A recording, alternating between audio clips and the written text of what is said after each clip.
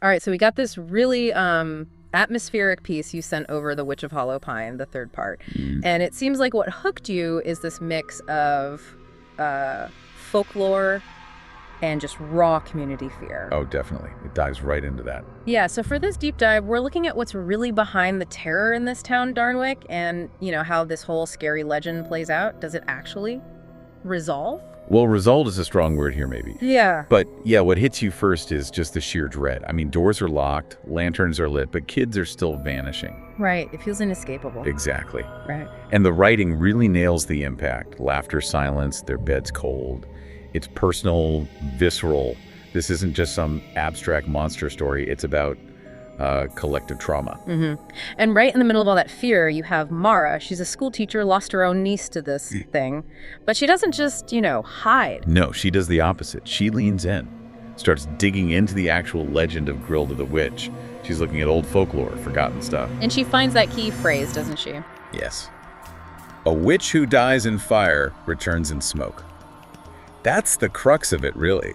It suggests this isn't over. It's a cycle. A cycle. So understanding the legend is like understanding the enemy's playbook, almost. Precisely. It's not just ghost stories around a campfire. It's survival info. So Mara gears up. She's got this silverwood dagger, salt, ash, very specific ritualistic items, it seems. Yeah, not just random weapons. It feels like things pulled directly from that folklore she was studying. And she goes into the forest. The description there is, wow, wind was dead still, no animal sounds, just this faint smell of burning hair. Ugh. It's incredibly effective, isn't it? Yeah. All those sensory details just build this suffocating atmosphere, really puts you on edge. And then she finds the ruins, the trapdoor under the hearth leads down into this damp tunnel. And the cages, some empty, some not, with that horrible detail of faint breathing. And all the while there's this soft lullaby playing. It's properly chilling stuff. Just layering on the creepy. Then the confrontation with Grilda herself. The description is intense. Flesh regrown like fungus, parts burnt, parts new, black veins. And those eyes just fire. It's grotesque, a real body horror element mixed with the supernatural. And Grilda says, "You brought me more fire." What does that even mean? Like Mara's lantern or something else? It's wonderfully ambiguous, isn't it? Maybe the life force, the defiance. But Mara doesn't just, panic. She uses the knowledge, the salt line, the chanting from this Book of Thorn. So she's fighting magic with magic, essentially, based on the rules of the legend. Exactly. It's a battle of belief systems, almost. And then the children appear, the ghosts of the lost one. Okay, wow. And they give her the actual solution. Yeah, the critical piece of information. Yeah. Her soul is bound in ash. Burn her with her own fire. It's specific, actionable. Her own fire. So Mara throws the dagger into an ember pool. Into this pool of embers, yeah. And there's this inward explosion. The kids' voices rise up. The ground shakes. And Grilda just screams and goes silent. So it worked. Is she gone? Well, that's the thing. Mara wakes up later. The tunnel's collapsed.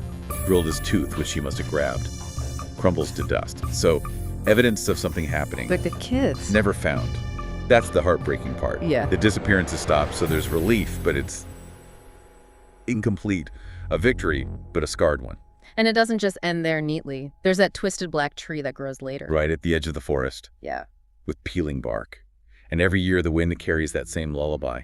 The threat feels dormant, maybe, but not gone. So the parents still warn their kids, stay inside, or the witch will come again with fire in her eyes. The fear is baked in now. It really is. So you've got this community, haunted, maybe forever. You've got Mara, who faced the darkness using knowledge, not just force.